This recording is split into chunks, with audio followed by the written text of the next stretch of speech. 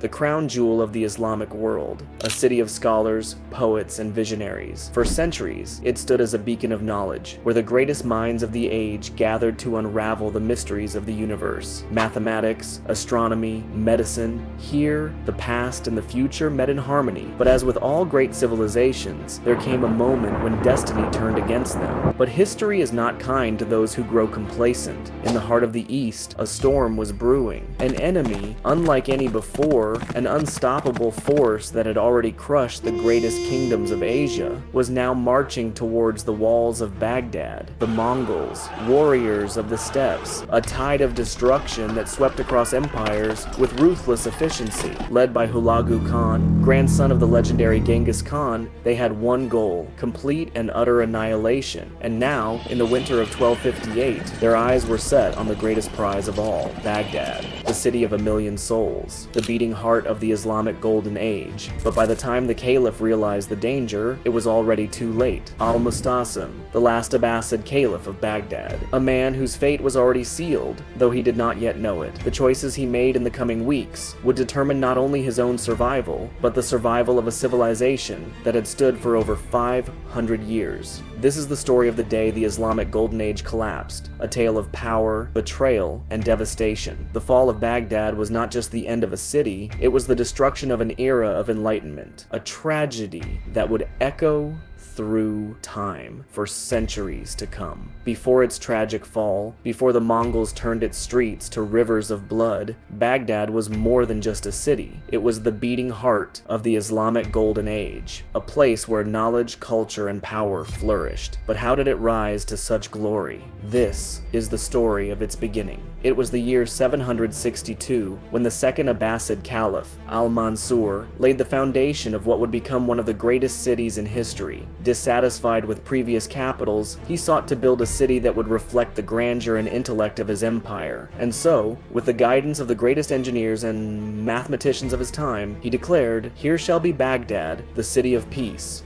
Baghdad was designed to be a marvel of civilization. Built in a perfect circle, symbolizing unity and divine order, the city's walls stretched over 4 miles, surrounding a carefully planned metropolis. At its heart stood the Round City, an architectural wonder, home to the Great Mosque and the Caliph's Golden Palace, whose walls shimmered under the Arabian sun. But Baghdad's strength was not in its walls or wealth alone. It was in its people. Scientists, poets, philosophers, and scholars from across the known world gathered here, drawn by the patronage of the Abbasid rulers. They came with one purpose: to seek knowledge. Under the Abbasids, learning was not just encouraged, it was celebrated. The House of Wisdom, Bait al-Hikmah, became the greatest intellectual hub of its time. Here, ancient texts from Greece, Persia, and India were translated into Arabic, preserving and expanding upon the wisdom of past civilizations. The very numbers we use today, Arabic numerals, were refined within these halls. Algebra,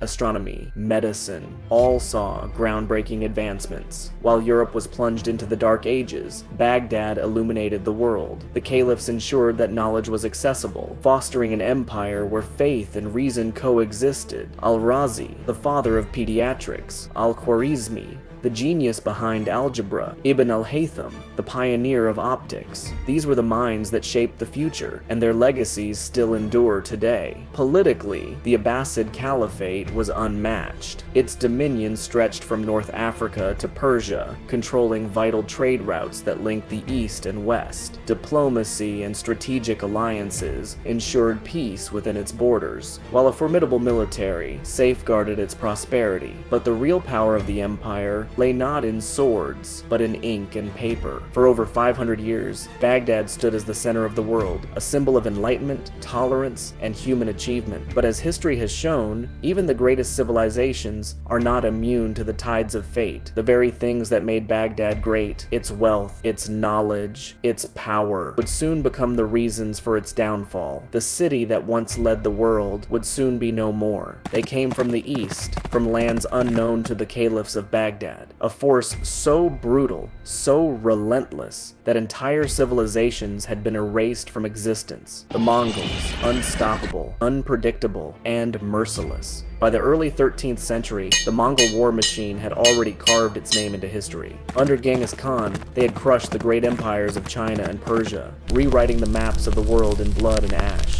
But their ambitions did not end there. The grandson of Genghis, Hulagu Khan, had been given a new mission, one that would bring an empire to its knees. Baghdad will fall, its people will bow, or they will burn. Warnings had already reached the Abbasid Caliphate. The Mongols were advancing westward, toppling cities and razing entire civilizations. But Al-Mustasim, like many before him, believed that Baghdad was untouchable. My lord, Hulagu Khan demands your surrender. If you refuse, Baghdad will be destroyed. Let them come. Allah will protect his city. The arrogance of the Abbasids would prove to be their undoing, for the Mongols were not just warriors, they were an unstoppable storm, a force unlike anything the world had ever seen. The Mongols did not just conquer, they annihilated. Their strategy was simple: surrender and live in servitude, resist and be erased from history. Baghdad had grown complacent. The city, once a beacon of progress, had become fractured by political infighting. Military discipline had decayed. Corruption seeped through the veins of the empire. The caliphate, once feared, had become a shadow of its former self. And now, the storm was at its doorstep. The siege of Baghdad had begun. For centuries, the city had stood as a beacon of knowledge and power. But on this day, it stood as a target. The Mongols had arrived, not as conquerors, but as executioners. For days, the Abbasids had dismissed the Mongol threat. The city's defenses were strong, its walls thick, its people resilient. But none of that would matter, because the Mongols were unlike any enemy Baghdad had ever faced. The Mongols did not merely attack, they dismantled. Their siege weapons were unlike anything Baghdad had encountered before. Giant catapults, firebombs, and battering rams reduced the city's defenses to rubble, piece by piece. The Abbasids had underestimated their enemy.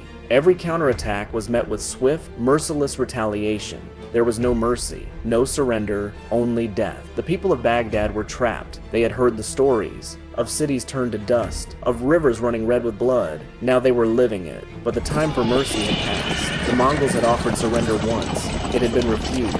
Now they would take the city by force. For 13 days the siege raged, but the outcome had been decided long before it began. On February 10th, 1258, the gates of Baghdad were thrown open, and with them, the fate of an empire was sealed. For 7 days and 7 nights, the Mongols began construction upon Baghdad.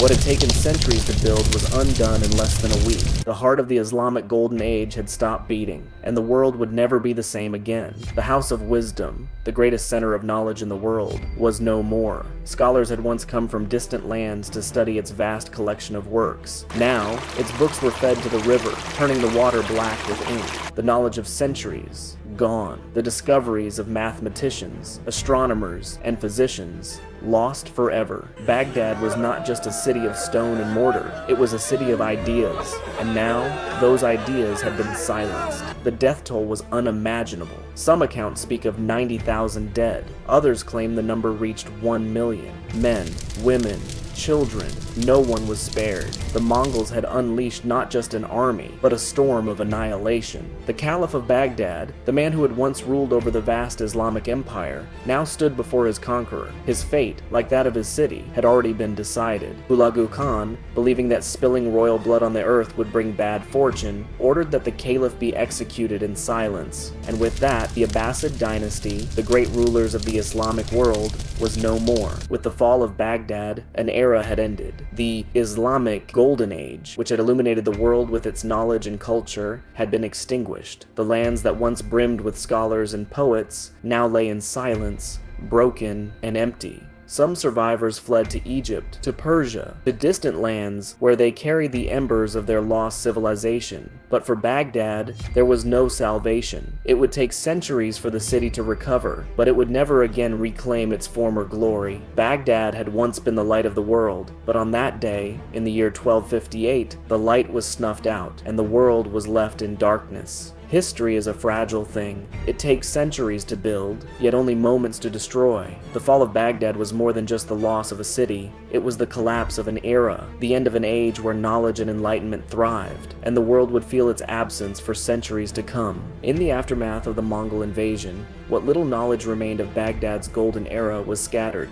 Some texts survived, carried by fleeing scholars to Egypt, Persia, and distant lands. Others were lost forever, swallowed by the darkness of time. The Mongols were not the first to destroy a civilization, nor would they be the last, but their conquest of Baghdad was different. It was not just the fall of a kingdom, it was the silencing of an intellectual superpower. It was the day human progress took a step backward. Centuries later, the embers of Baghdad's knowledge would be reignited during the Renaissance. The very texts once studied in the halls of the House of Wisdom would inspire great minds like Copernicus, Galileo, and Da Vinci. The world had lost much, but not everything. Some knowledge, though buried, refused to be forgotten. But there is a lesson in all of this, a warning that history whispers to those who are willing to listen. No civilization is immortal, no empire unbreakable. The rise and fall of nations is as inevitable as the tides, and those who forget the past are doomed to repeat it. Baghdad was once the light of the world, a city where scholars, poets, and philosophers gathered to push the boundaries of human understanding. And then, in the blink of an eye, it was gone,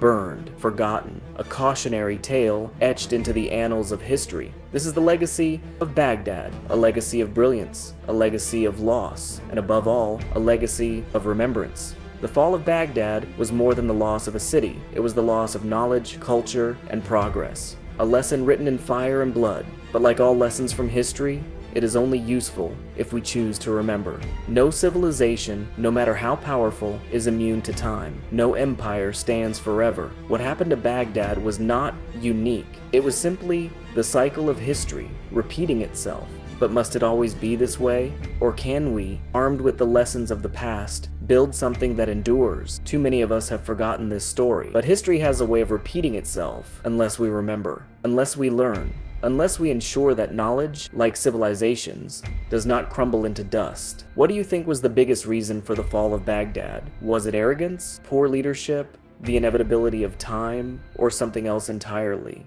Let's discuss in the comments below. Your thoughts matter, because the next chapter of history is being written today.